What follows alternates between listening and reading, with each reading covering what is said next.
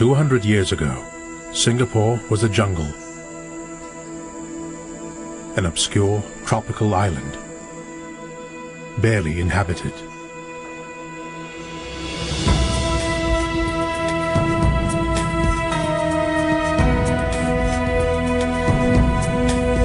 Today, it's an Asian tiger, an economic giant.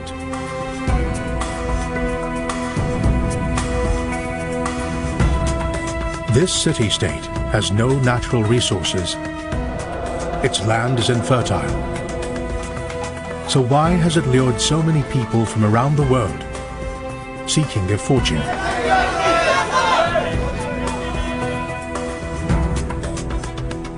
Today's Singapore has been shaped by one man, Lee Kuan Yew. He ruled the country for a quarter of a century, leading it into the modern age. But what was Singapore like before Lee Kuan Yew? How did it ever emerge onto the world stage? Unless you know where you came from, unless you know what your ancestors have been through, you have no reference point. What makes us different from, say, the Thais, or the Filipinos, or the Sri Lankans? The difference is how we came here, how we developed, and that requires a sense of history. Singapore's history can be traced back to the beginnings of the global economy and to the ambitions of a maverick British pioneer. He came from a very different world to Lee Kuan Yew, but has left his imprint just as clearly on the modern city. Without him, Singapore would never have begun its remarkable journey.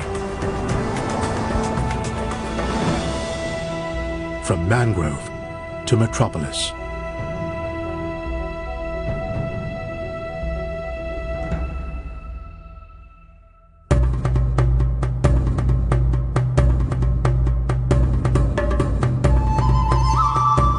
Singapore is a tiny island that's been shaped by the grand forces of history. Back in the 19th century, the British were developing a powerful trading empire and had their sights set on Southeast Asia.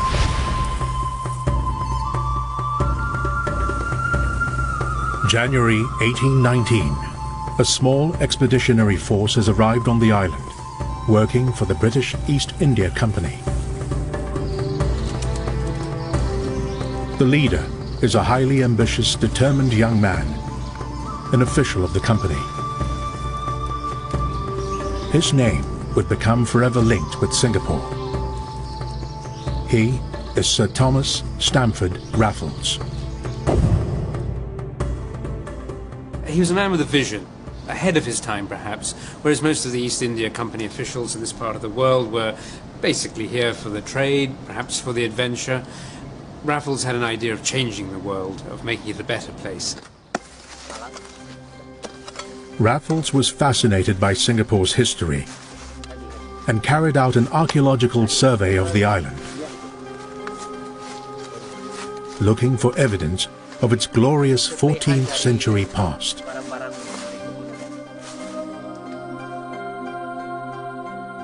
Back then, Singapore was an important island at the center of a thriving Malay kingdom. It was known as Temasek and appears on the earliest Chinese maps of the region. Raffles realized that there had been a former state here, a former kingdom, and in many respects he wanted to create a new Temasek, a new Singapore that would be guided by the British. But Raffles had no legal right to do anything on this Malay island without the blessing of a Malay sultan. The local Sultan of Johor had already ruled out making any deals with the British, but he had a disgruntled elder brother, Hussein, with a rival claim to his throne. Raffles realized this and smuggled Hussein into Singapore. Without any authority, he proclaimed him to be the rightful sultan. In effect, Raffles had carried out a coup. This is where Raffles' understanding of Malay culture, Malay history, Malay text comes into play. He basically created a Sultan of Singapore, in many respects out of thin air. The port of Singapore is to be considered under the immediate protection. Having installed his own sultan, Raffles organized a formal handover of power. To be defrayed by the British government. Hussein was to receive a handsome salary, but in return, Raffles would be able to run the island as he wanted. This treaty is On the 6th day of February 1819, the treaty was concluded, and modern Singapore was born. This historic occasion was witnessed by a few dozen sea gypsies, pirates and fishermen who lived on the island. My great-grandfather was there. You see, maybe he must be a kid at the time. He didn't understand, but he must have remembered a few things, what he saw.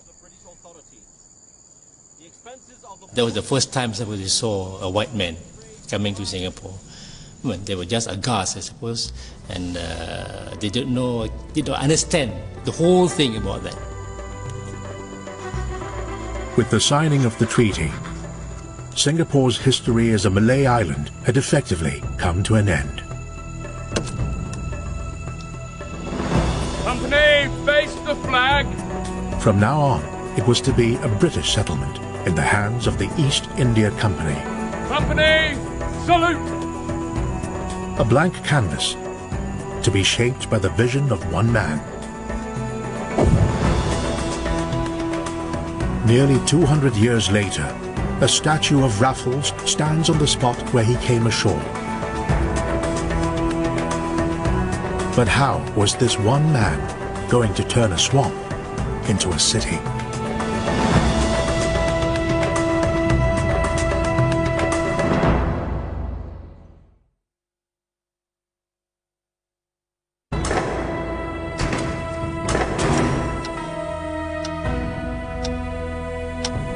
Midday, the 9th of August, 1965. The Prime Minister of Singapore is about to announce his country's independence on live television. It ought to be a time of great celebration, but not in Singapore. For me, it is a moment of anguish because all my life, why was independence seen as such a disaster? Why was Singapore so reluctant to assume the mantle of nationhood?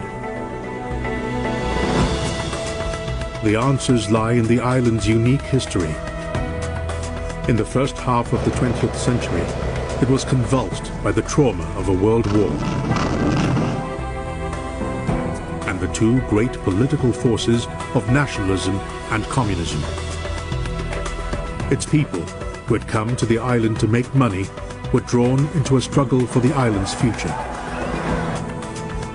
This propelled Singapore on a journey to independence that no one expected, and few believed it would ever survive.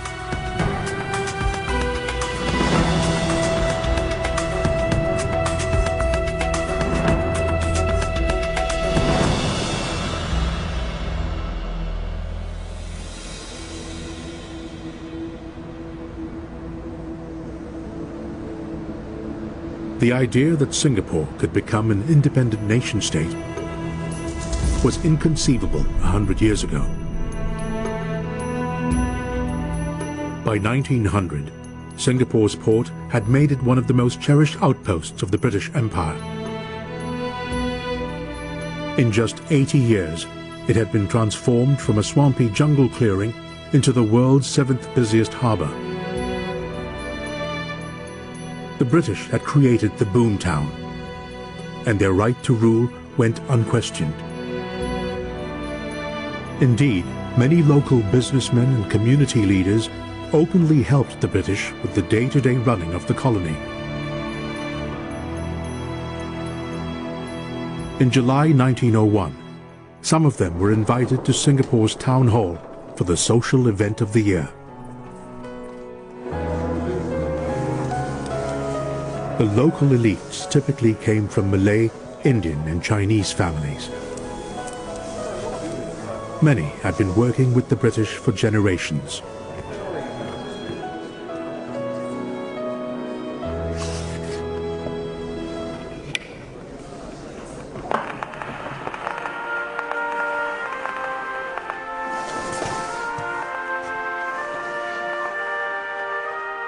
These people were very happy to be of service to the British because they didn't expect to take over or to be leaders. They were not nationalists in that period. So the relationship was a very comfortable one.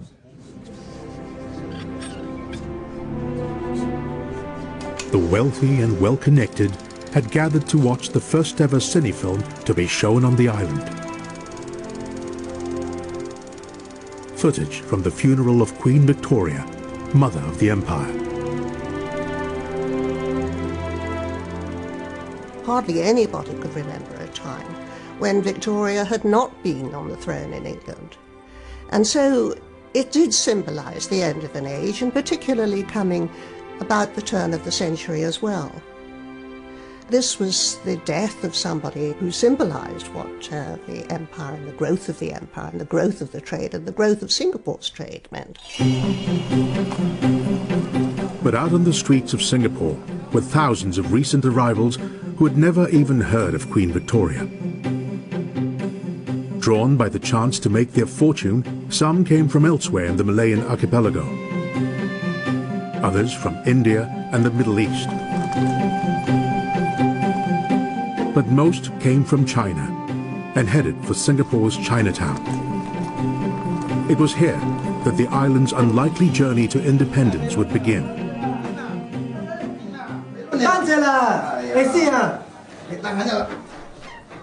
Many came here to escape famine and civil war in mainland China. They found work as labourers, noodle hawkers and rickshaw coolies. Among men such as these, the first sparks of nationalism would flicker to life in Singapore. But few had any plans to put down roots, for the time being. Chinatown in the early 1900s would have been packed by Chinese immigrants. Their allegiance was not to Singapore. Singapore was a workplace. Their allegiance was to their hometown or home villages in China. Despite this, by 1900, the number of Chinese swelled to a level that has remained unchanged to this day. Racially, Singapore was nearly three-quarters Chinese. But geographically, it was an island at the heart of the Malay world. In the turbulent decades ahead, people would be forced to question their loyalties. Where was home? China, Malaya, or Singapore itself?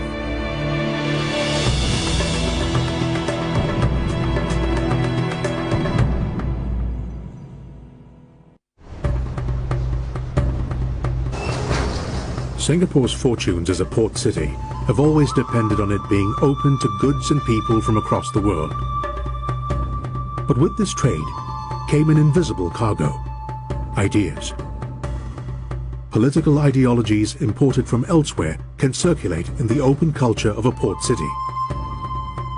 And at the beginning of the 20th century, the big idea shaping the world, and with it Singapore, was nationalism.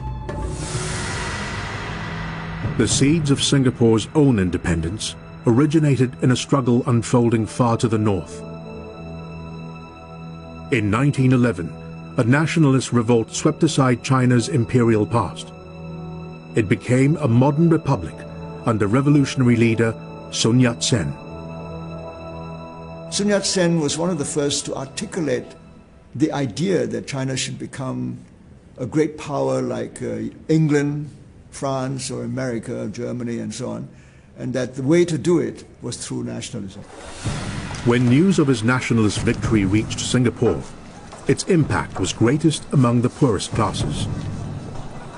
Their pigtails had long been a symbol of their subservience to the Chinese emperors. Some chose to have them chopped off.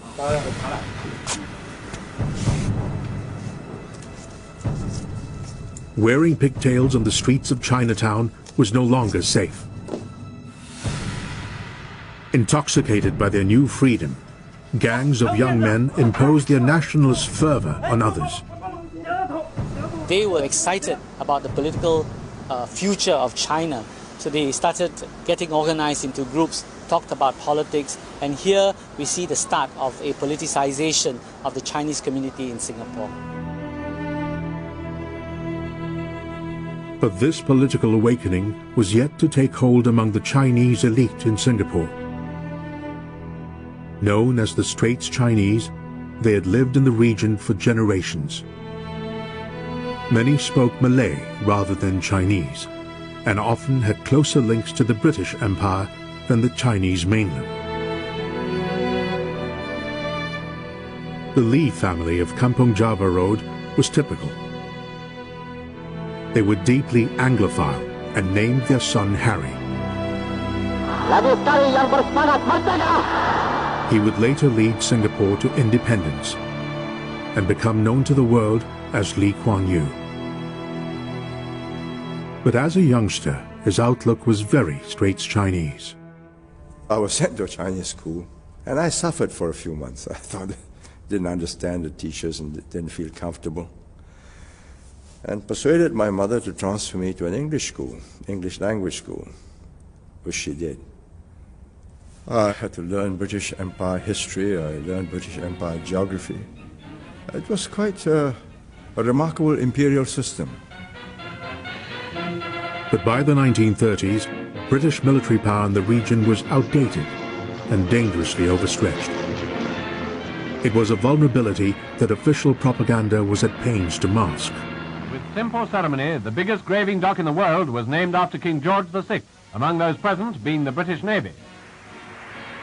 It was imagined as a great bastion. The naval base itself was very impressive. The trouble is that there weren't any ships in it. The army was only intended to hold the fort until such time as the British Navy came to the rescue. But the British in Singapore had no idea their days on the island were numbered. Even in 1937, when Japan invaded China, it made little impact on the colonial masters. But when news of the suffering reached Singapore's Chinatown, it reignited feelings of nationalism. Only now, it had a potent new enemy on which to focus. There was a very angry reaction amongst the Chinese population in Singapore. They organized themselves to raise funds to support the fight against Japan. They sang songs of protest. But more importantly, they tried to hit Japan where it hurts by boycotting the cheap Japanese goods that were coming into Singapore at that time. Those involved in anti-Japanese activities felt safely protected behind Britain's legendary defenses. They were confident that Japan would never dare strike back. But in December 1941, the Japanese attacked Pearl Harbor. Just hours later, they set their sights on Singapore.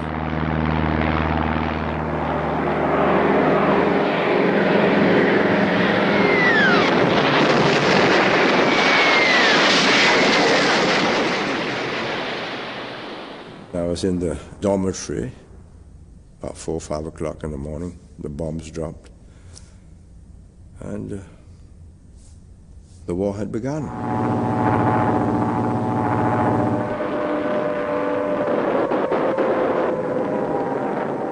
The siren sounded. I ran out to the field, wanted to see the aeroplane. Very excited about it. It was the first time I could hear the sound of the engine.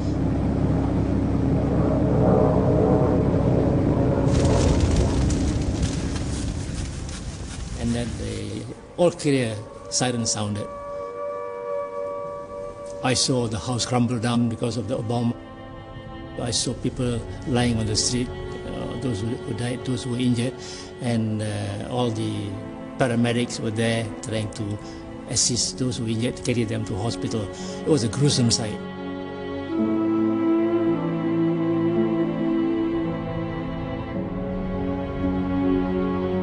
People were crying around, people were scared, and people were running here and there, helter-skelter. They don't know, they were just panicked. That same morning, 500 miles to the north, Japanese troops landed in Malaya. As they raced down the peninsula, line after line of Allied defenses crumbled.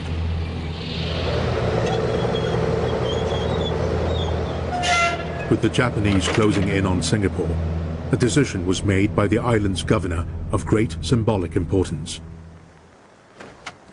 Arms were issued to the Malay, Chinese and Indian communities. Men who just weeks before had been hawkers and rickshaw coolies stood as the equals of the British. They prepared to die in defense of an island which few until then had truly thought of as home. Singapore braced itself for the Japanese onslaught.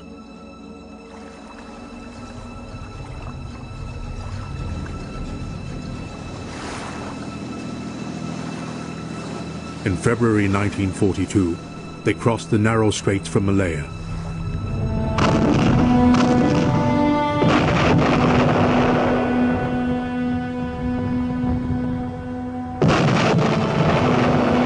The island's defenders were outgunned, outmaneuvered, and overwhelmed. More than a century after Raffles first raised the Union Jack over the island, the British surrender was undignified and unconditional. The fall of Singapore was of enormous symbolic importance to the British and to everybody else. That this was something that was absolutely unexpected was a tremendous psychological shock. The Japanese were quick to make a public example of the island's former masters. From City Hall, the prisoners of war were forced to walk to Changi prison. The Japanese told us village folk to stand by the roadside in order to shame the white men who had once been the big masters, the managers, bosses, important people. Now they had become the small people, lowly. The white men had fallen, the Japanese had risen.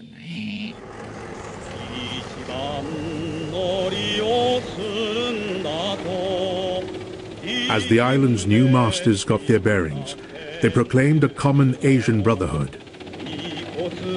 They wanted Singapore's Malays and Indians to become loyal subjects of the Japanese emperor. But for those who had dared oppose Japan's invasion of China, they had something altogether different in mind. The Chinese of Singapore would be singled out for punishment so brutal it would change the course of the island's history. Chinese males from every walk of life were taken to screening centers across the island. A process of purging, Suk Ching, was underway. One of those brought in was 19-year-old Harry Lee. They allowed us to come out, line after line, and there would be some, I suppose, they're informers, and then some were taken aside. They asked me to leave the pack, to join a certain group, where other young men were going. I felt unease. I said, oh, this is bad, because I was a tall, lanky youth. I said, oh, they must think that I'm a soldier, and I wasn't. So I said, would you mind if I go collect my things? So they said, yes, go ahead. So I went back and laid low. The new masters were determined to root out those who had been involved in anti-Japanese activities.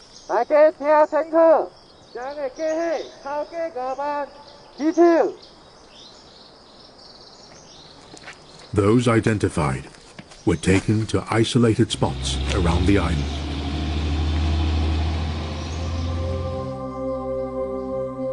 As a young boy, Muhammad Anis lived in a village near one of the sites. From the back of my house, I could hear the noise of trucks, making me think, is there more fighting breaking out?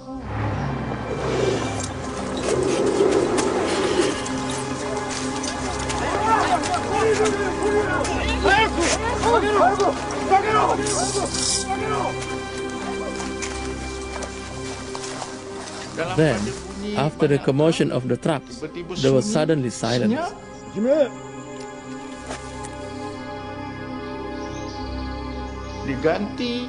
The silence was followed by the sound of gunfire.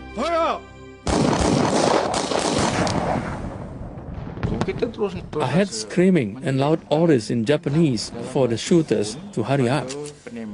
It was all noisy for a short space of time.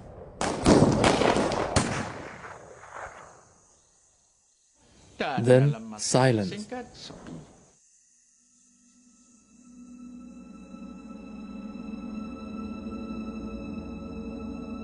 Estimation later, first we dug up the skulls and the bones.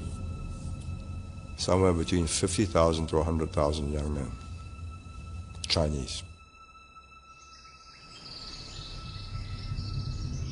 Some who survived the massacre joined bands of guerrillas fighting the Japanese in the jungle. Others endured 3.5 more years of Japanese occupation in Singapore. The first thought was, how do we get rid of these Japanese who were unbearable, insufferable, cruel, brutal? But it was a real-life lesson on what power means to the economy of a country and the lives of its people.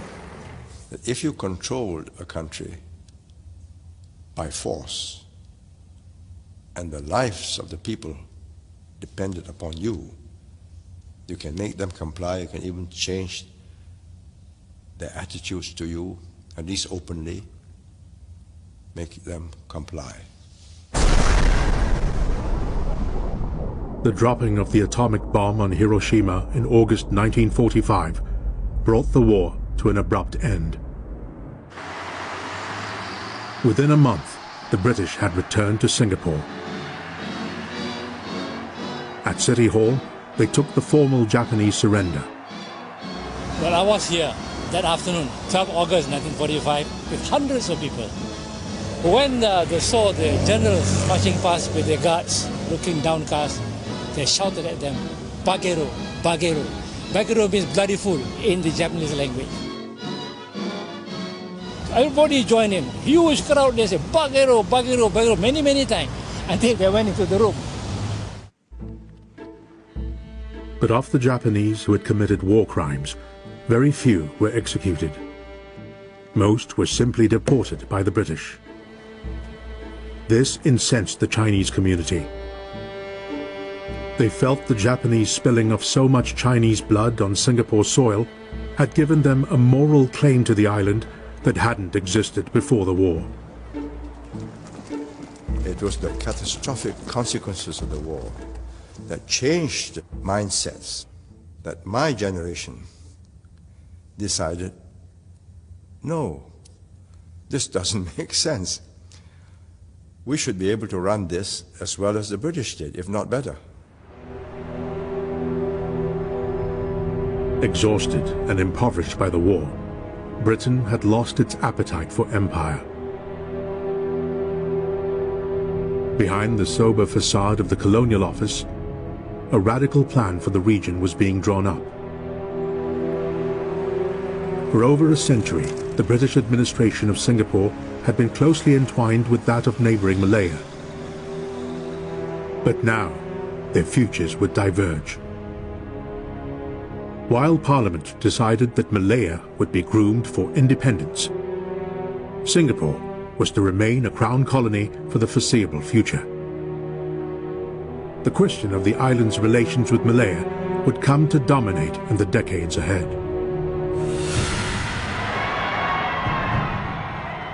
But for the time being, the debate was once more overtaken by events in China. In 1949, Mao Zedong set China on course to a communist future. Hailed by the masses as a great leap forward, his victory was to send shockwaves across Asia.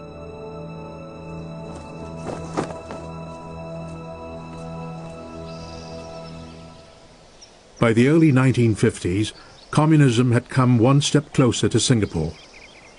In the jungles of Malaya, Chinese guerrillas, who had fought the Japanese during the war, had set their sights on the British. A costly, low-level war ensued.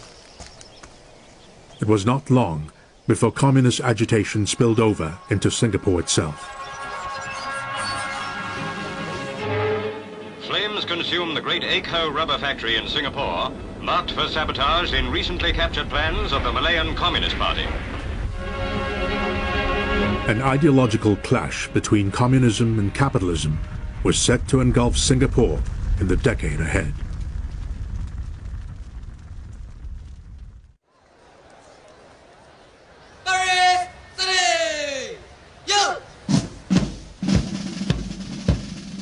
At Singapore's Chinese high school today, students are imbued with patriotism to their island nation. But under the British in the 1950s, the Chinese education system was completely separate from that of the island's masters. From the ranks of Chinese High, young idealists would emerge, imbued with the communist teachings of Chairman Mao. Two in particular stood out. In my class was a boy named Lim Qingxiang. I was very impressed when I first met him because he was very courteous and truly sincere. China's recent successes left a very deep impact on us. Both of us were strongly against colonialism. By now, the British had committed to introducing democracy. And the governor announced plans for Singapore's first ever mass elections. This opened up opportunities for those working within the British system, such as Harry Lee. Compared to the students of Chinese High, his educational background was a world away. He'd spent 4 years studying law at the heart of the British Empire. And while in London, he took part in student debates about the future of Singapore. Newly qualified in law, he returned home with a growing interest in politics. When we came back, we formed a group of the people who were with us in London and said, well, let's now build a party. How do we build a party? How do you get followers? To win an election in Singapore, now as then, winning the support of the island's overwhelming majority, the Chinese-speaking masses, is essential. And the way to do it is through addressing key issues such as income, housing and jobs. In the 1950s, the loyalty of the masses was not to the graduates of British universities. It was to the trade unions campaigning to protect their interests. Two of the most powerful union leaders were Lim Chin Siong and his friend from school, Fong Swee Swan. We were very disciplined and were willing to make sacrifices. The advantage of a Chinese education is that we were full of ideals and were determined to reform society. To anyone aspiring to political office, the support of trade union leaders was essential. Harry Lee had already made a key symbolic gesture by adopting his Chinese name in public, to become Lee Kuan Yew. Now he started meeting with Fong, Lim and other union leaders. In the building where film of Queen Victoria's funeral had once been shown, a new political party was launched in November 1954, the People's Action Party. The Victoria Memorial Hall was where the PAP was born. In a way, it was a coming together of two disparate groups of people. an English-educated group of moderates and a Chinese-educated group of militants, both having the same objectives of wanting to achieve self-government and eventual political independence for Singapore. The PAP had brought together the English and Chinese educated into a marriage of convenience. But in the elections of 1955, cracks in their relationship would already start to appear. Lee Kuan Yew led the PAP's campaign. But on the left of the party was a rising young star who threatened to eclipse him, Chinese-speaking Lim Chin Siong. Modest, soft-spoken, quiet. But after we got going, he was a powerful Hokkien speaker. Charismatic is the word they would use today. Lim Chin Siong was definitely a lady's idol. I remember some women wanted to find a photo of him and have it as a keepsake. It was quite obvious that I was not the crowd puller, nor my English-educated friends, that he was. Although both Lim and Lee won their seats, the election victory went to the Labour Front, led by the passionate anti-colonialist David Marshall. The PAP became the main opposition party. But the PAP radicals found the parliamentary process slow and cumbersome and came up with an alternative plan. Fong Swee Swan was leader of a bus workers' union. In May 1955, he called for a strike that would tear the PAP apart. That day, about 5:45 in the morning, the company sent out 3 or 4 buses.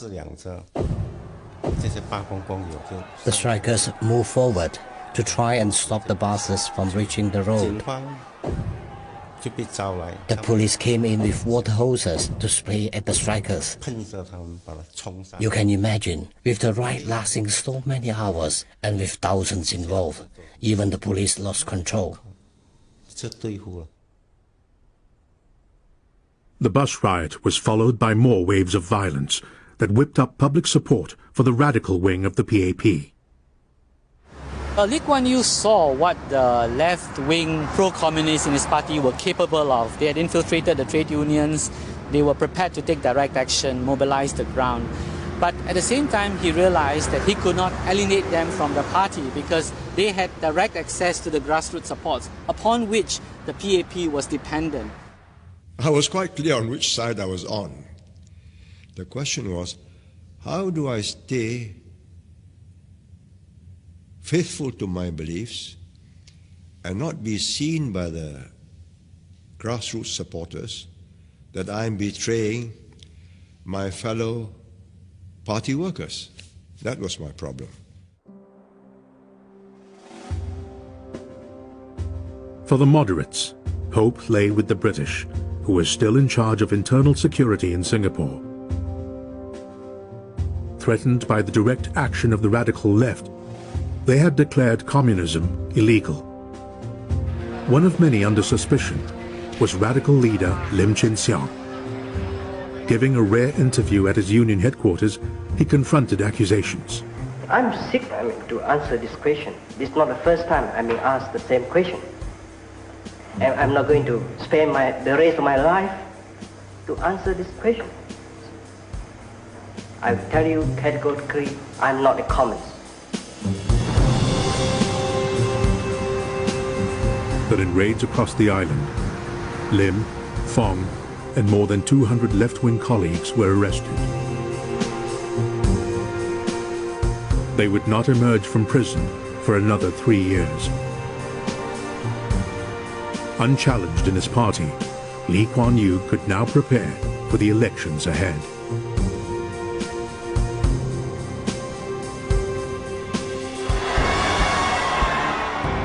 In June 1959, the PAP swept to power on a tide of mass support.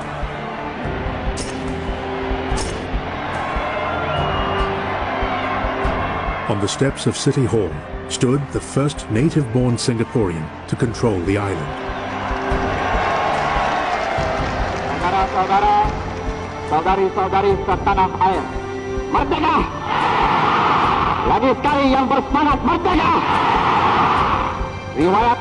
But from the start, the new Prime Minister had limited room for maneuver. There was no joy on election night. We knew we were taking office, and it was a crown of thorns. Lee Kuan Yew had managed to hold on to the mass vote, but at a price. During the election campaign, he'd made the people a promise that as Prime Minister, he would release all the leftist prisoners. We had to release them, or otherwise we'd be seen to be unprincipled people who indulge in skullduggery, use the British to lock up our opponents. So we had to release them, knowing that they're going to fight us. And that fight had to be in the open. Just hours after the election victory, crowds gathered for the release of Lim, Fong, and 6 other political prisoners. When we came out, we were received very warmly by the masses. Wherever we went, they lit firecrackers for us. Lim Chen Xiong and his colleagues may have been back in the PAP, but not for long. The party would soon split again, this time irreversibly, over the question of Singapore's future.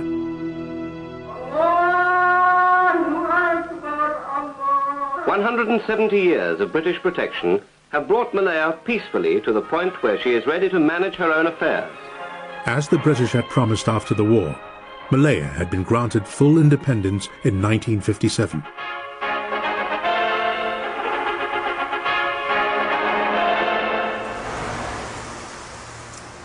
But Singapore remained a colony. Its new Prime Minister had promised to break free from the British Empire. He believed it could only become independent if it was in a political union with its huge neighbor to the north. But there was a problem. Malaya's leader, Tunku Abdul Rahman, didn't want to upset the existing demographics. Merdeka! Merdeka! Merdeka! Malaya was very delicately balanced. The natives, like me, we were almost minority in our country. If you add another 2 million Chinese from Singapore, you will tip the balance completely against the Malays. The Tunku wasn't interested in the idea of a political union. But across the Straits, Lee Kuan Yew continued making the case for a merger between Singapore and Malaya. He went on a charm offensive to win support for the plan. People living in the many rural parts of Singapore are having a chance to talk direct to the Prime Minister. Prime Minister Lee Kuan Yew has covered a large part of the island, talking, questioning and listening.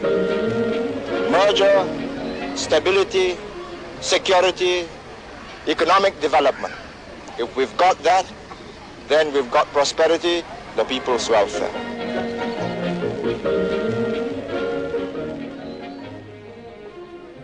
For the radicals in his party, it was all too much. Their dreams of turning Singapore into a pro-communist stronghold would be destroyed by any merger with Malaya. They came up with a drastic solution. In July 1961, Lim Chin Siong led a mass defection from the PAP. Setting up the far-left Barisan Socialist Party, he campaigned passionately against merger. With the masses flocking to the new banner, the PAP faced total collapse. We are quite confident if there is a general election, we can beat the government. Well, whether we beat the government, no, but I'm sure the government will be defeated. I'm quite confident for that. We can wait for that. The radical leftists stood a real chance of unseating Lee Kuan Yew from power. With elections imminent, 3 unlikely bedfellows were brought together by the fear of Singapore becoming a pro-communist enclave. The British colonial rulers, the anti-colonial Chinese Prime Minister, and the Malay leader suspicious of Chinese intentions. The Tunku reluctantly conceded that Singapore could merge with Malaya, but only when unfinished business with the leftists had been taken care of. In January '63, Tunku decided that he wanted them locked up before he took over. He wanted the burden to be carried by the British. And I said, let's wait until after merger. Tunku says, no, we arrest them now, or there will be no merger. A final showdown with the pro-communists was imminent. We had this premonition that sooner or later we would all be detained. It was after 12 midnight. I was in Singapore's Norfolk Road. There was an intense knocking at the door. When I opened it, standing in front of me was my neighbor. He had come to arrest me. He apologized profusely, and I said it was all right. He was just carrying out his duties. More than 100 left-wing radicals were arrested during Operation Cold Storm, and rioting broke out in protest. But Fong Swee Swan and Lim Chin Siong would remain in political cold storage for the rest of the decade. After attempting suicide, Lim was later sent into exile. Lee Kuan Yew had fulfilled his dream of steering Singapore out of the British Empire and into a merger with Malaya. In September 1963, a new country was born. The S and the I from Singapore were inserted into Malaya to form Malaysia. Let's get together, sing a happy song, Malaysia forever.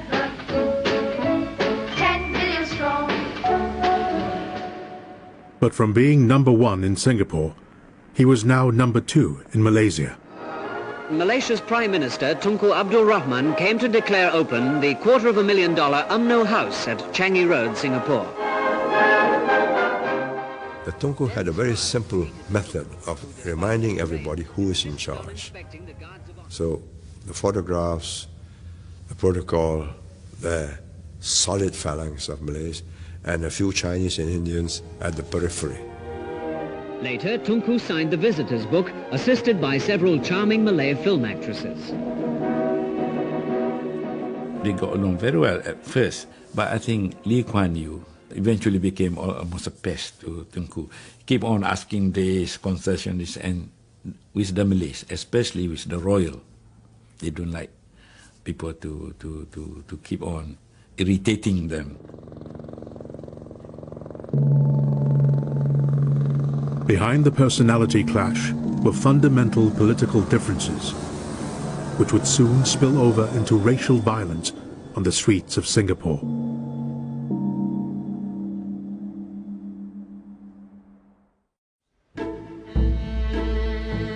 For the Tunku, merger with Singapore had created a dilemma. The island's industrious Chinese brought much-needed wealth to his country, but they also threatened to overwhelm Malay political power. So he ensured the rights of his fellow Malays were protected in Malaysia's constitution. We didn't make any demand of Singapore. We said, look, you are part of Malaysia, you behave like one, like all the rest of the states.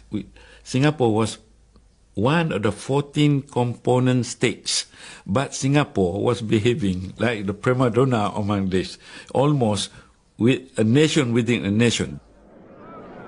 Members of the multiracial PAP leadership opposed the idea of special rights for Malays. They demanded that all Malaysians should be treated equally, whatever their race.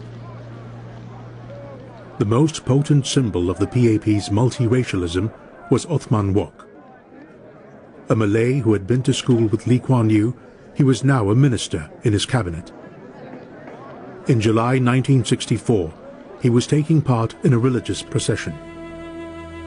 I was leading a PP Muslim members contingent, about 70 people. I saw Malay youth attacking onlookers on the roadside, Chinese onlookers. And I saw a Chinese old man on a bicycle who was pulled down, he was beaten up, and the bicycle thrown into the river.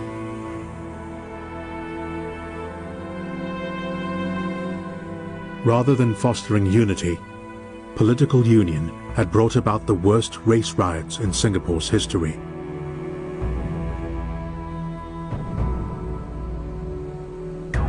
By August 1965, the Tunku decided Malay-Chinese relations were beyond repair. He sent a letter to the PAP leadership informing them of his intentions. Everybody was rather silent, solemn. Kuan Yew was sitting at the table, and then when he saw us, he took this piece of paper. It was a letter written by Tengku in his own handwriting. They want us out of Malaya, out of Malaysia. So I said, are they serious? He said, yes, absolutely. Otherwise there's going to be a bloodbath. From Kuala Lumpur, the Tunku made a broadcast to his people. We have had to break away from Singapore. It is the most painful piece of work that I've had to do since I've been the Prime Minister for the last 10 years.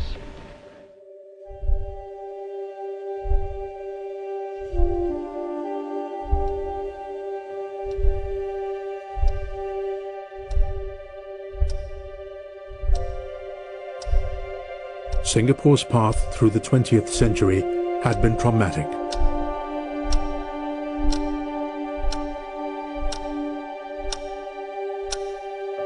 But the most painful moment of all was fast approaching for one man.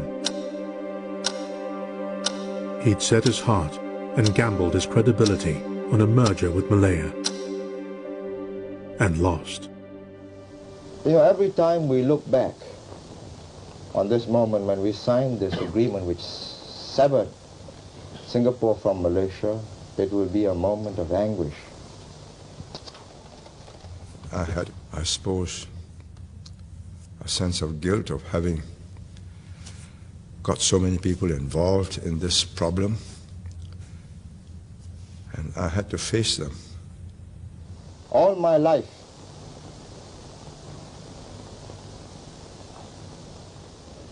the feelings welled up. It was a difficult emotional problem.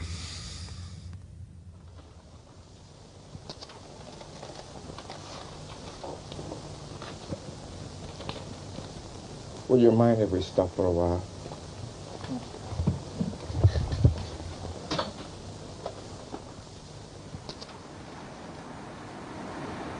Traumatized by the collapse of his dreams, Lee Kuan Yew took refuge in a bungalow retreat far from his seat of power. The reason was really to get away into a different atmosphere, watch the sea, and ask myself, what do we do now? Singapore's journey to independence was over. But how would it fare in the turbulent decades ahead?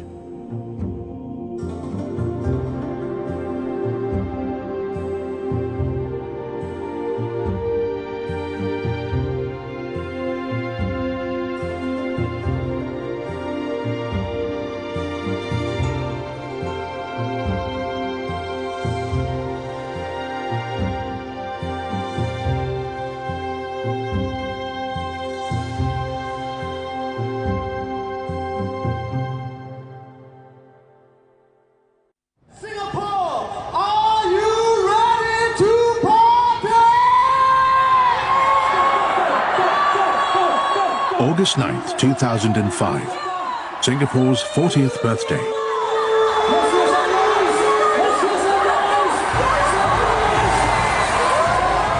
The men who steered the country through its early years and into middle age are guests of honor at the National Day Parade.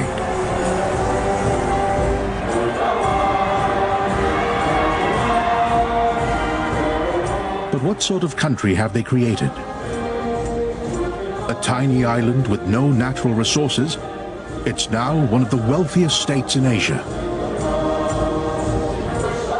What's been the secret of its success? How did a volatile third world backwater become a stable first world power? Others have tried to make the same journey and failed. What was so special about Singapore? The country's peculiar mix of economic ambition and political control has produced 40 years of almost unbroken wealth.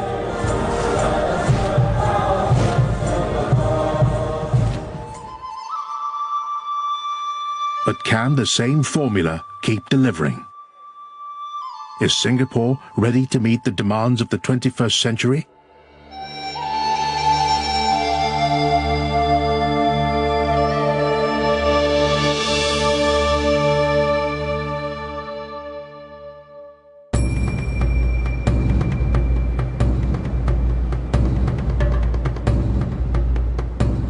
Today, the skyline of downtown Singapore is evidence of a wealthy, stable country. 40 years ago, it was barely a country at all. Singapore has broken away from the Malaysian Federation and become independent. Mr. Lee Kuan Yew, Singapore's Prime Minister, wept when he announced the split. For me, it is a moment of anguish because all my life. To Lee Kuan Yew, independence came as a shock. Let's get together. Only 2 years before, he'd led Singapore out of the British Empire Malaysia forever. and into the federal state of Malaysia. Million strong. But any hope of a bright future together collapsed as Malays and Chinese turned on each other. Malaysia's leader, Tunku Abdul Rahman, ejected Singapore from the Federation. And so we decided that we must part company. Singaporeans thought their city-state was too small and vulnerable to be fully independent. The opening of their first parliament in December '65 did little to allay their fears. The Malaysian brigadier who was in charge of the brigade here, he said, "Sir, I've been given orders to escort you from your office to Parliament."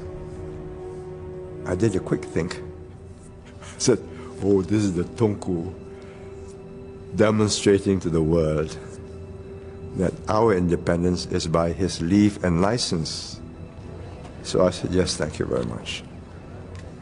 I thought, oh, I don't have a single soldier that will respond to my orders. My soldiers were then under his control. It was going to happen again and again until we are able to say, no, you don't. I don't need this, thank you very much. Defense became the #1 priority for the new Singaporean state. But who would be prepared to give them military help? Israel, like Singapore, was a small country surrounded by larger Muslim neighbors, and its army had a fearsome reputation. At the time, it had very few allies in the developing world, so was keen to offer the hand of friendship to Singapore.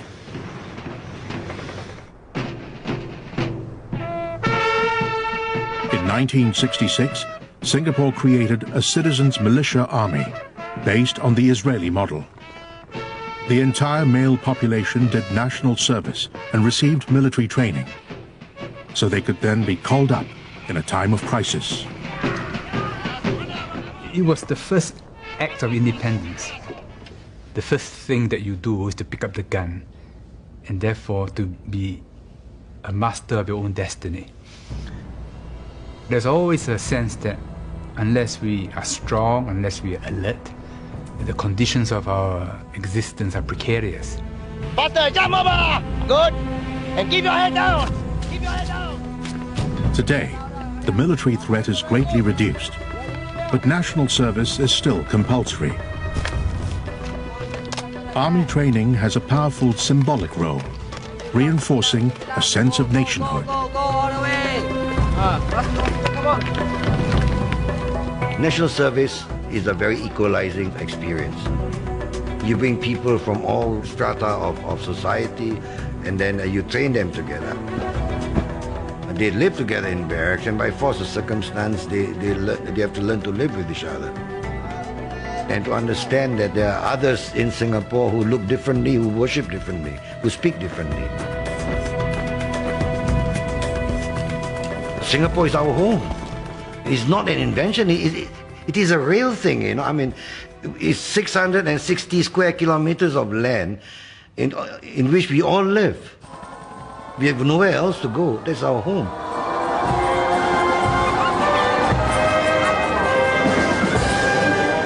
Every year at the National Day Parade, the link between the army and the nation still takes pride of place.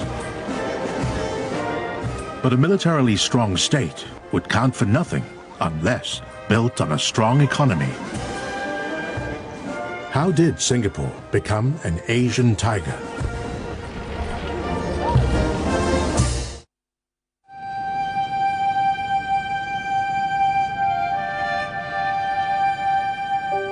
Independence was an economic disaster for Singapore. For 100 years, its economy had been intertwined with that of Malaya. Industrial commodities like rubber and tin were produced on the Malayan mainland and then transported to Singapore to be traded around the world. But in 1965, the link with Malaya was cut, and Singapore was on its own. It had no industries, very few factories, and a growing unemployment problem. To make matters worse, the British were planning to pull out all the troops they still had on the island and close their military base, which was the largest employer in Singapore and generated a sixth of the country's wealth. Some 50,000 direct employees will be out of jobs. And if you take the multiplier, you know, the British forces here buy goods from the provision shops and dry cleaners, bars, hiring maids, etc. We were in a pickle.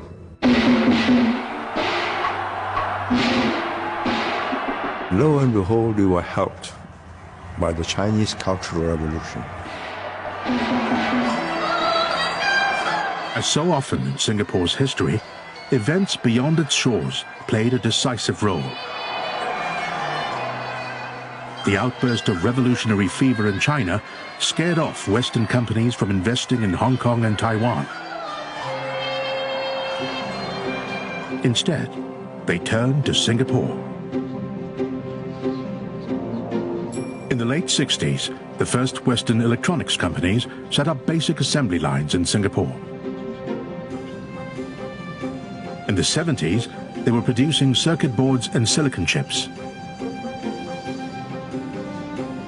By the 80s, Singapore was one of the leading centers in Asia for the production of consumer electronics.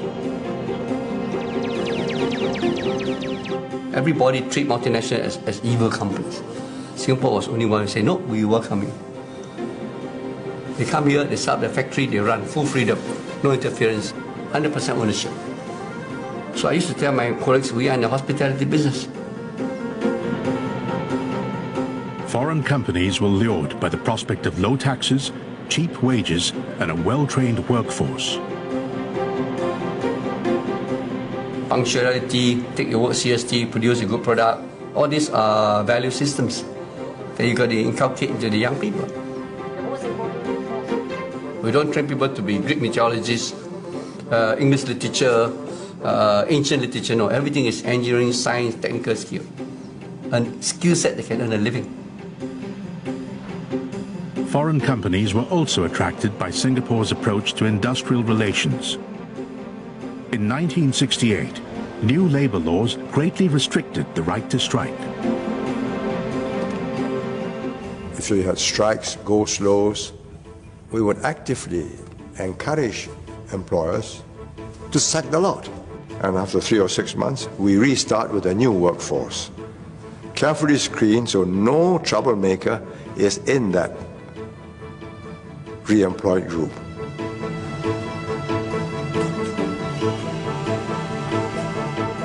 At the end of the day, we're all so many digits in a machine. The point is, are these digits stronger digits than the competitors' digits? Singapore's ability to attract foreign investors continues to this day. It is still the Asian base for dozens of multinational companies.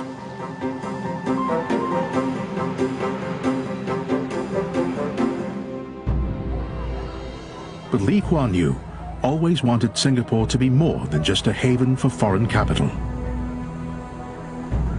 He wanted people to learn from the multinationals and create Singaporean companies to compete on the international market.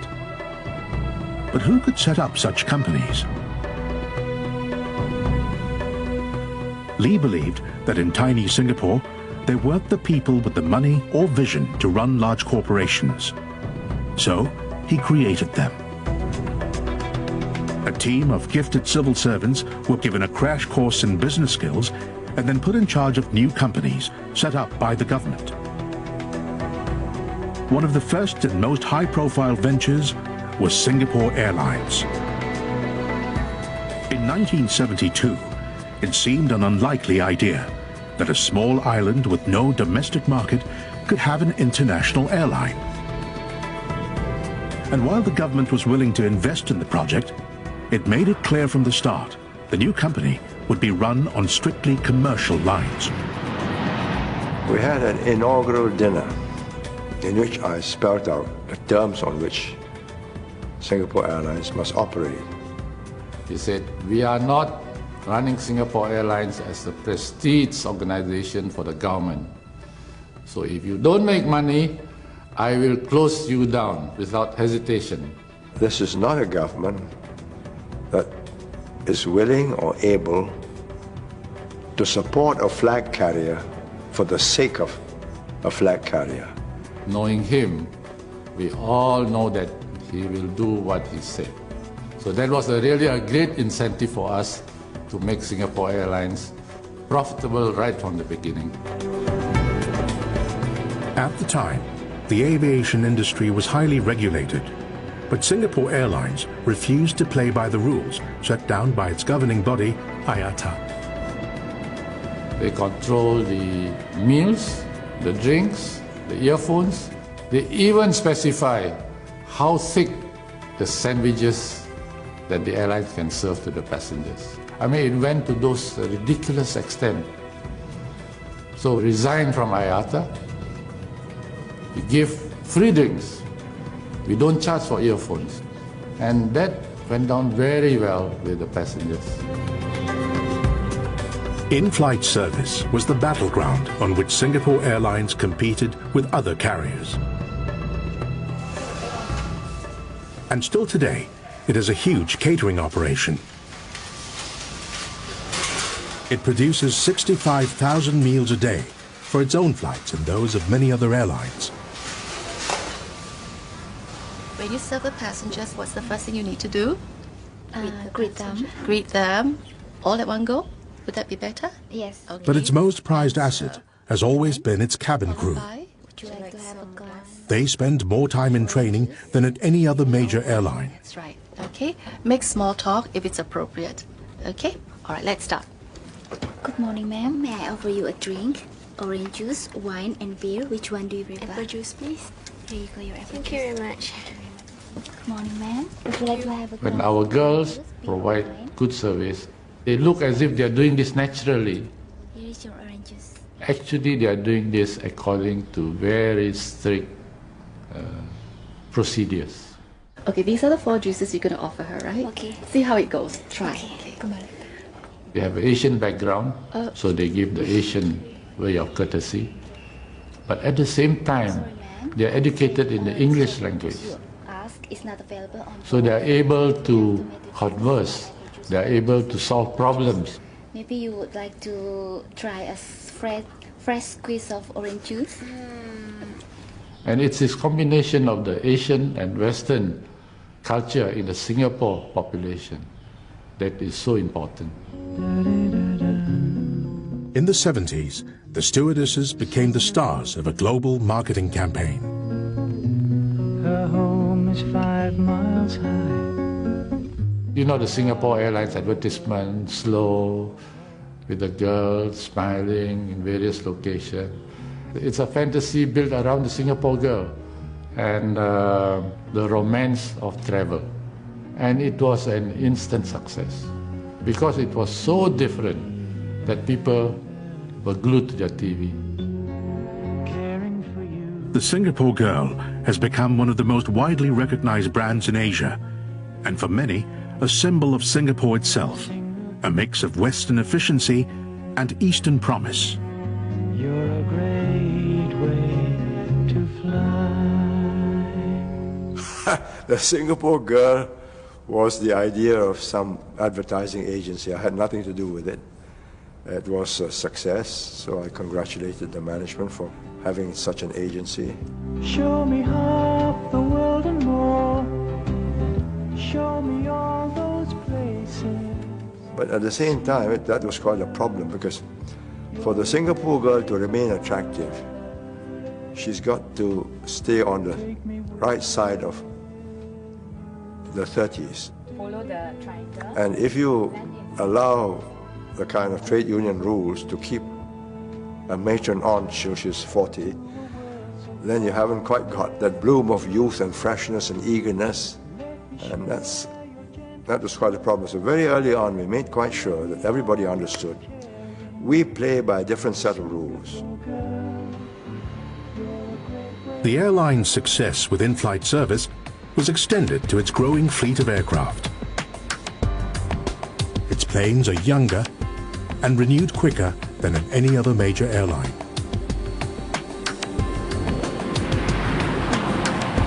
We rolled over 10 747s at one time. So we were buying maybe 10 plus 10 option, and we were replacing maybe 10 747s in one go. Now that was unheard of. People thought we were crazy. Today, Singapore Airlines is one of the most successful carriers in the world. But the company is still largely state-owned. The same is true of Changi Airport. Efficient and profitable, it complements the airline. And Singapore's huge container port, one of the most modern in the world, is run by the PSA, a government organization. In almost every sector, telecoms, manufacturing, heavy industry, state-owned companies dominate. There's been some privatization in recent years, but a significant portion of the domestic economy is still at least partly controlled by the state. Yes, we can. Together we can do much more. We'll do it. By and large, the Singaporean model has been seen by many as a form of successful socialism. We have a plan. We have a plan. But in Singapore, socialism has been tempered by hard-nosed economics. Yes, we can. Together The bottom line has always been productivity. To be a good socialist, you must make money. Because most people say, oh, that's rob everybody, get socialism. That's what happens in most countries. Rob the rich, give to the poor. First, you have to have people who are rich enough to spread their wealth. You don't want a society where people are what I have for handouts. There's no handout here. It is socialism, but in a different form.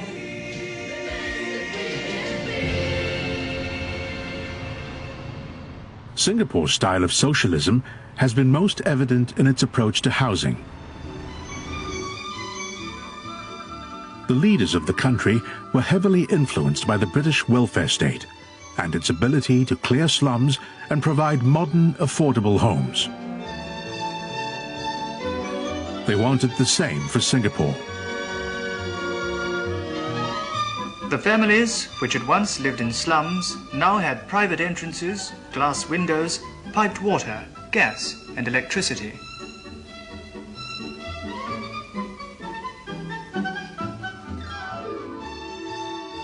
The government embarked on a massive public building program, creating huge estates across the island, rehousing the vast majority of the population. But there was always a fundamental difference between the Singaporean and British approach. Instead of renting out apartments, people were encouraged to buy them. Lee Kuan Yew wanted to avoid the sort of dependency culture he had seen emerging in Britain. We started selling a few blocks. I said, this is yours. You pay it by installment over 20 years. And we could see the stark difference between a owner-occupied high-rise and a rented high-rise. One was cared after, looked after, precious because it's theirs. The other just declines. So we decided that we'll give everybody a chance to own their own home. Ironically, this approach to social housing would eventually find its way back to Britain when Margaret Thatcher came to power. She'd been a long-time admirer of Lee Kuan Yew and, inspired by the Singaporean model, encouraged tenants to buy their own homes. Few people in Britain realized the policy had been copied from Singapore.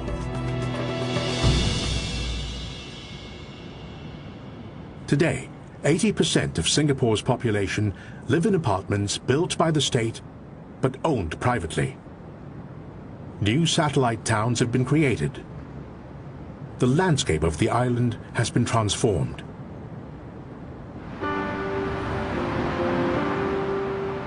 Cherian George is a writer who has chronicled the changes in Singapore. The road where he used to live no longer exists. It's been bulldozed to make way for a new overpass.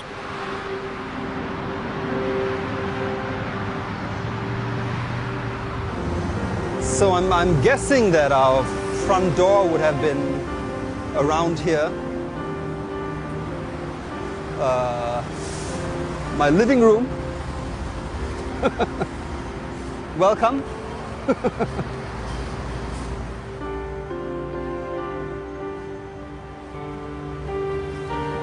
It's the first time I've been back since 20 years, I guess. Yeah. I mean, it's sad that I can't point to a place and say that, well, yes, this is where I grew up, because it's gone.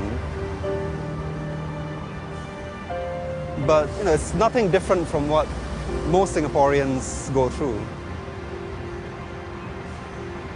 The memory of Singaporeans' childhoods is something that tends to be sacrificed in this, in the name of progress.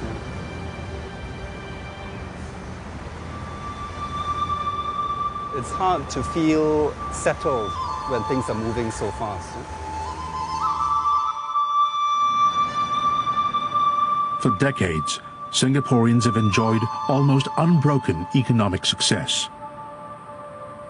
But the price of that success has been their compliance. They've had to accept whatever changes the government has deemed necessary. But at some point, the first notes of dissent would be heard.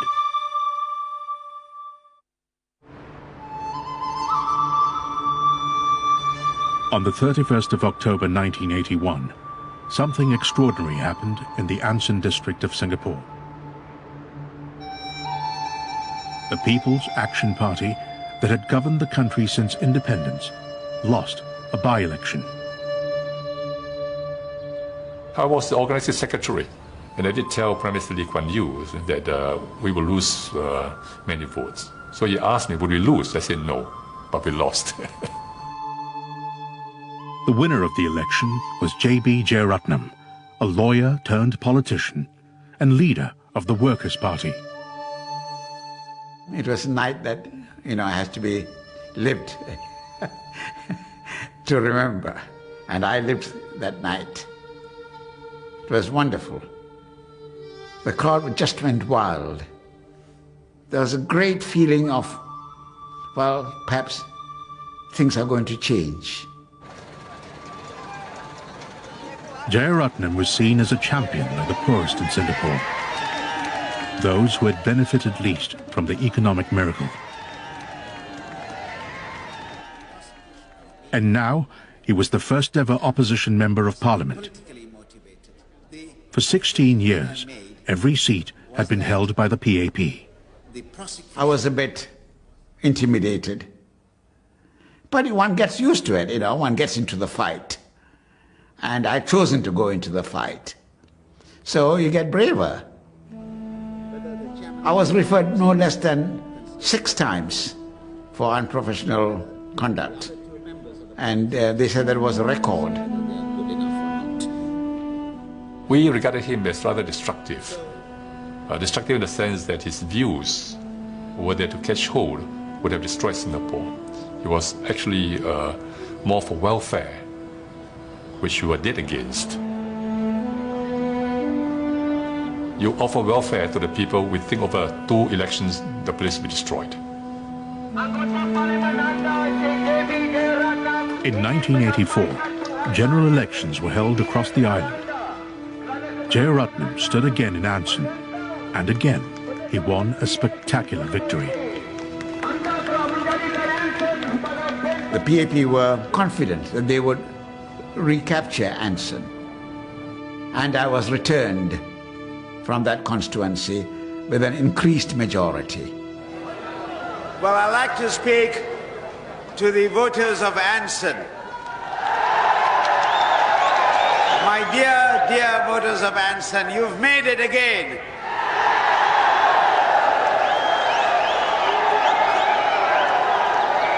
You have withstood the onslaught of the mighty PAP. We're not going to give up that easily to anybody who challenge our rule. So we therefore take opposition very seriously. So when you lose one seat, there's great consternation. Jeyaretnam would not remain in Parliament for long. In 1986, he was prosecuted over a false declaration of accounts by his Workers' Party. He was fined and sentenced to a month in Queenstown Prison. The prison officers were embarrassed. They knew about me, but I didn't get any preferential treatment. It was grim. Jeyaretnam had to give up his seat in Parliament and was disqualified from acting as an attorney. But Singapore was a Commonwealth country, and he was able to appeal against his disqualification to the law lords of the Privy Council in London. In 1988, they upheld his appeal and reinstated him as an attorney, claiming he had suffered a grievous injustice. But his criminal conviction remained.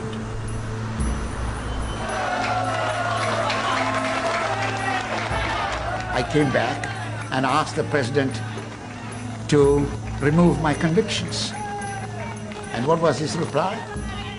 You have shown no remorse, no penitence. I hadn't admitted that I had committed offenses, and so I can't be pardoned. Privy Council said I had not done anything wrong.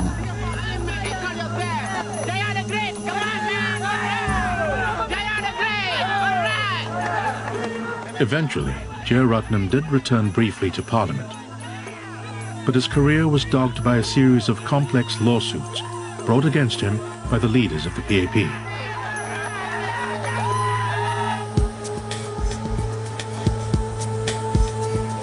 The hatchet man of Singapore. These days, he fights not from parliamentary benches, but from shopping centres, selling books that chastise the government, Hatchet man of Singapore. and in particular, the man who has twice successfully sued him for libel, Lee Kuan Yew. I have told him that unlike other leaders, I carry my own hatchet. The hatchet man of Singapore. If he does things which are out of bounds, which are improper, I will pin him down, as I have. It's hardly the language one would expect from a democrat. It's the language one would expect from a demagogue. He doesn't just defame me, he's defamed almost every other minister. And today he's a bankrupt. I've paid well over $1.5 million, Singapore dollars, in damages and costs for libel suits brought against me. Although he is now 80, Jeyaretnam still hopes to clear his debts and one day make a political comeback. Lee Kuan Yew has no such ambitions. In 1990, he retired as Prime Minister. And the mantle of power passed seamlessly to his successor, PAP loyalist Goh Chok Tong. My own mission when I took over was, how do I keep Singapore going? I'm not Lee Kuan Yew. I can't govern like him. I did not fight for independence. I took over Singapore, in a sense, with everything in good working order. But obviously the style of government must change.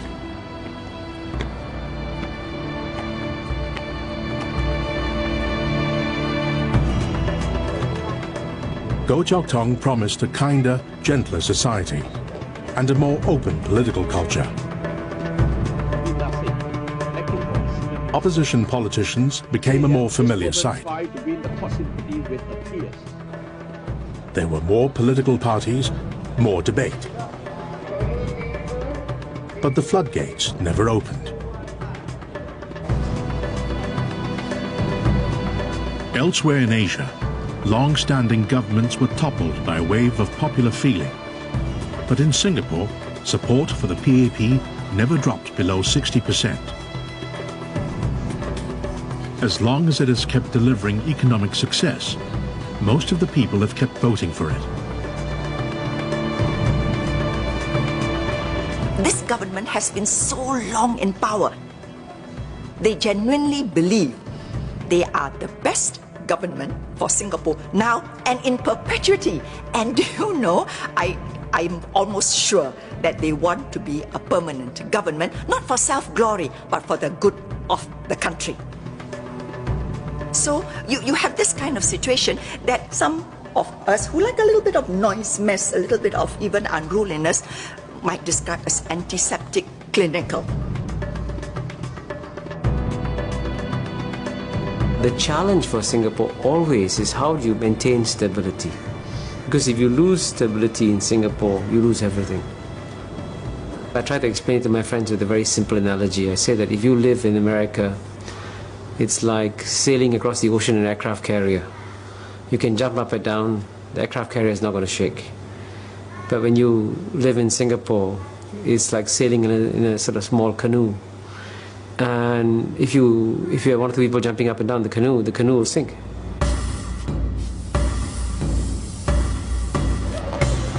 In 1993, Singapore's political system became international news when American teenager Michael Fay was convicted of vandalism.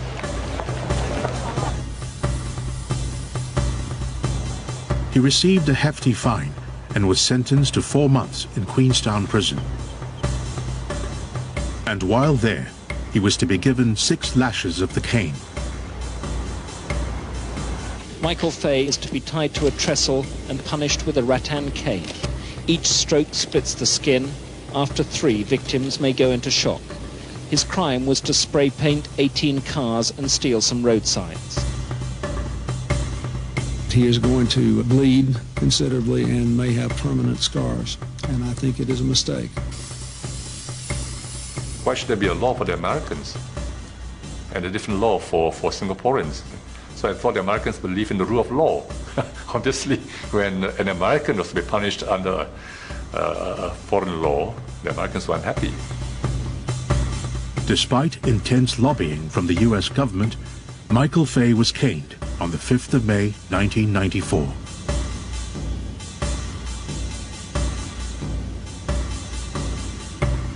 The only concession the Singaporeans made was to reduce the number of strokes from 6 to 4.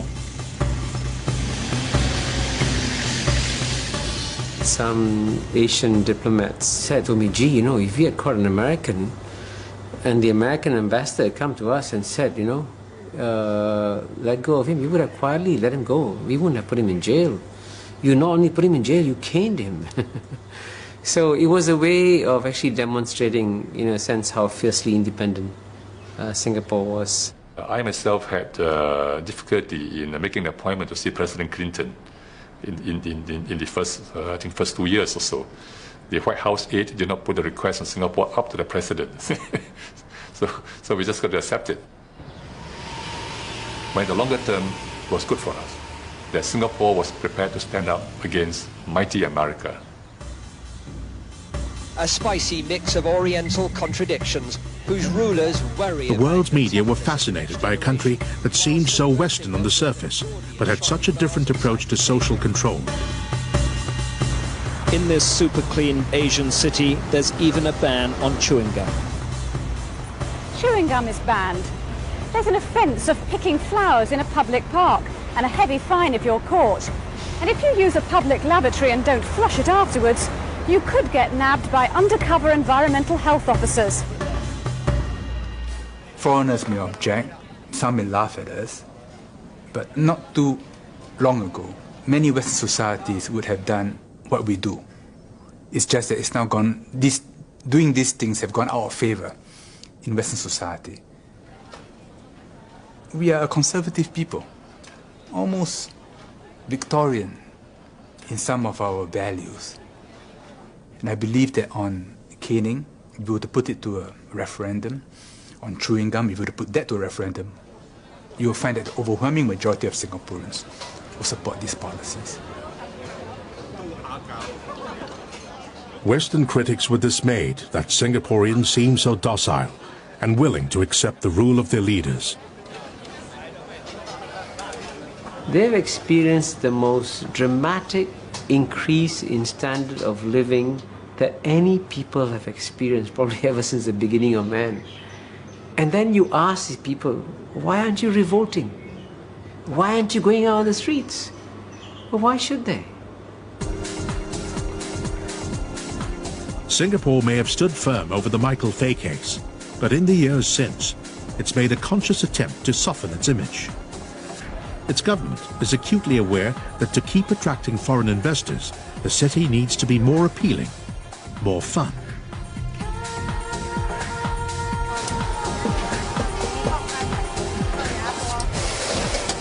In recent years, Singapore has been marketed as a city of the arts, good food and nightlife. Some of its straight-laced Victorian values have given way to a more vibrant, lively culture. The government wants to open up, it wants to change. They are allowing a whole lot of things that, in fact, are astonishing to me. I've observed the scene and said, oh, the government allows bar top dancing.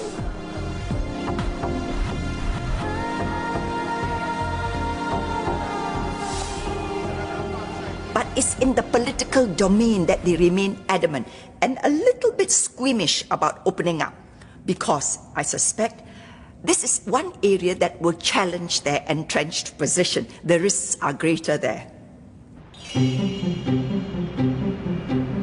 In the year 2000, Singapore's government responded to its critics by creating a speaker's corner as a haven for free speech. But it was to be freedom with conditions. Speakers had to be registered in advance, and certain subjects were off limits. Initially, if people were curious, it's a new idea. But after 1 week, they found that the speakers were not coming up with any good ideas. It's just the same criticism of the government. We are a democratic society. We want to see something like America, open society, accountability, transparency, isn't it? Why are you scared? Today, Speaker's Corner is rarely used and generates little enthusiasm in the population. A one-man crusade. A one-man show. One man fighting a regime. Well, to me, it's very successful because very few people go there to speak.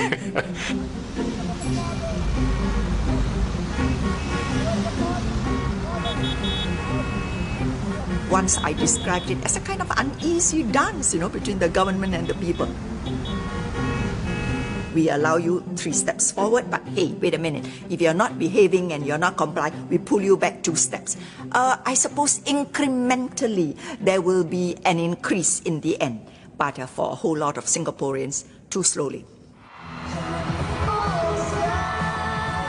As Singapore celebrates its 40th birthday, it's facing something of a midlife crisis. For 40 years, its success depended on maintaining stability and order at all costs. Now, the country is trying to change, to loosen up. But how far and how fast can it go without destroying the very formula that brought so much success?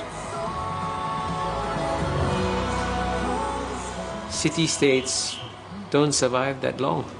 They have flashes of brilliance, 50 years, 100 years, then they go.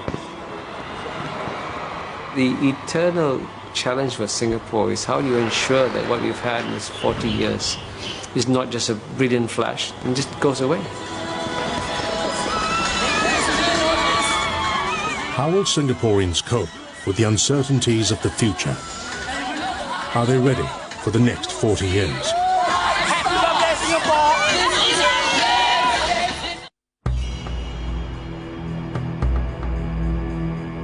The landscape of Asia is changing, and Singapore is having to change with it. For 40 years, the city-state has been a manufacturing powerhouse, making the most of its efficient, obedient workforce. But with India and China emerging as great industrial powers, Singapore is looking for new ways to make a living. The greatest danger which Singapore faces today, in my view, is that we have been so successful in the past. And the temptation is always there, that when you have a model which has given you success, you tend to believe that that model will continue forever, and you extrapolate into the future. But the point is that the world has changed. Singapore's future is now in the hands of unlikely people, like Nixon Fong. He moved to America in the 80s and learned to become a computer animator. Now he's returned and is making Singapore's first big-budget animated movie. If you're going to be the first one here, you're going to be a pioneer. And, I like this kind of challenges. This is Fong is regarded by the government as a role model, an entrepreneur setting up a company in a new creative industry, a world away from the factories and assembly lines of old. But he's had great difficulty finding other Singaporeans to work with him in this open, creative way. Nearly all his animators are foreigners from elsewhere in Asia. But I actually prefer, more detail and specular. You got to really enjoy working with people, solving problems. How is the government going to groom that? I think, I don't have the answer for that, but I'm trying to groom people here like that. To create more flexible, inquiring minds, the government has targeted the education system for a complete overhaul. It wants young Singaporeans to learn how to think outside the box. The problem with many of our young people, they are so busy about facts because our education system excels on grades. Grades are important, but they must read beyond the textbook. They must see beyond the scene in the movie. The government is gambling on the future with high stakes. It's invested $500 million Singapore dollars creating Biopolis, an elaborate new center for biotechnology. This is just the sort of high-tech industry it wants to encourage. Again, most of the staff here are foreigners, But the idea is that the next generation of Singaporeans will become familiar with this way of working. And Singapore will be able to rely less simply on hard work and more on the ingenuity of its people. The new economy is about ideas. It's a more treacherous field for the government to embark in because the path ahead is not as clear. Ironically, the new future Singapore faces is not so different from the world into which it was born. In the 19th century, it was a small island on the trade route between India and China, having to survive on its wits. In the 21st century, it faces exactly the same challenge again. We had a period when the big countries withdrew into themselves, and now a reopening up and a re-efflorescence. And suddenly, what we were created to do, we are now able to do again. It's almost like a return to the past.